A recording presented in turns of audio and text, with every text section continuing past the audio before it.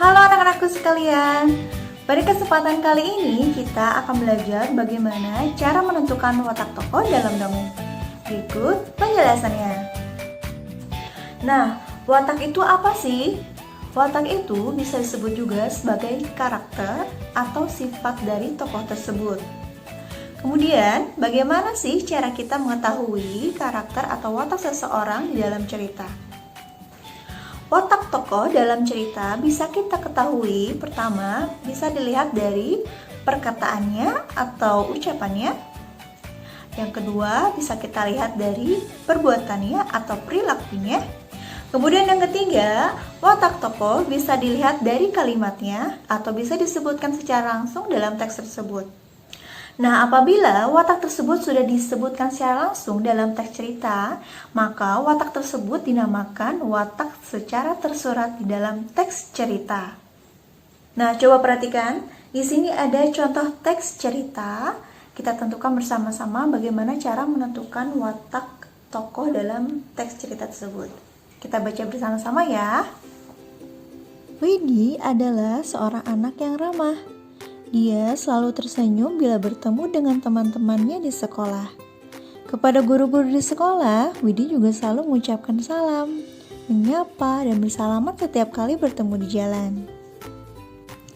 Nah, dari teks tersebut dapat kita ketahui bahwa tokoh Widi memiliki sifat ramah dan santun. Sifat ramah kita ketahui secara tersurat atau sudah tertulis dengan jelas di dalam teks pada kalimat pertama.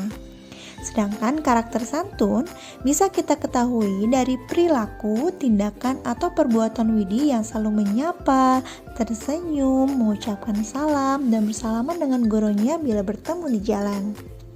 Nah, selanjutnya ada contoh teks cerita yang kedua, di mana dalam teks cerita tersebut kita bisa menentukan watak tokoh cerita dilihat dari ucapannya. Sudah berkali-kali kakak mengingatkan Dodit untuk belajar karena besok sudah ujian. Namun Dodit selalu menolak dan berkata, "Aku sudah bisa kok kak, pelajarannya gampang sekali, jadi buat apa belajar?" Nah, dari teks cerita tersebut, karakter atau watak Dodit kita ketahui melalui perkataannya. Ketika Dodit berkata, "Aku sudah bisa kok kak, pelajarannya gampang sekali, jadi buat apa belajar?" Nah, dari perkataannya itu, kita tahu bahwa Dodit memiliki karakter yang sombong dan suka menyepelekan atau meremehkan sesuatu. Nah, anak-anak, itulah 3 cara bagaimana menentukan watak tokoh dalam cerita. Sekarang ibu punya lagu untuk kalian. Kita nyanyi bersama-sama yuk. 1, 2, 3.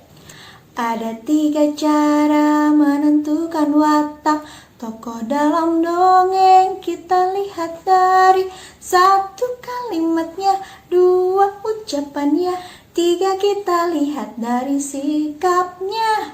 1 kalimatnya, 2 ucapannya, 3 kita lihat dari sikapnya.